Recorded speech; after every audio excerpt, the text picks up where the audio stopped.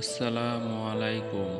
One two plus চ্যানেলের পক্ষ থেকে সবাইকে স্বাগতম।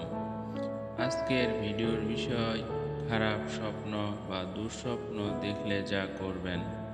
সৎ ও ভালো স্বপ্ন আল্লাহর তরফ হতে হয়ে থাকে, আর মন্দ স্বপ্ন শয়তানের তরফ হতে হয়ে থাকে। তাই যখন কেউ পছন্দনীয় কোনো স্বপ্ন দেখে, তখন এমন লোকের কাছেই বলবে যাকে সে পছন্দ করে।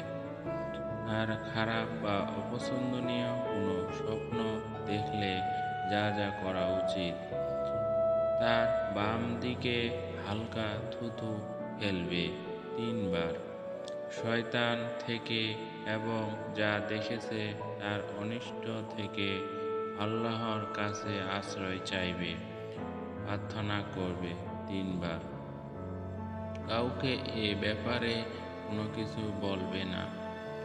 অতঃপর যে পাশে সে ঘুমিয়েছিল তা পরিবর্তন করবে।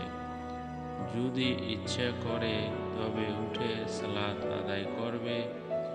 মুসলিম ৪,১৭৭২। সবাই ভিডিওটি শেয়ার করে অপরকে জানার সুযোগ করে দিন। কোনো জিজ্ঞাসা থাকলে কমেন্ট করে জানাতে ভুলবেন না। জাযাকাল্লাহ খাইর।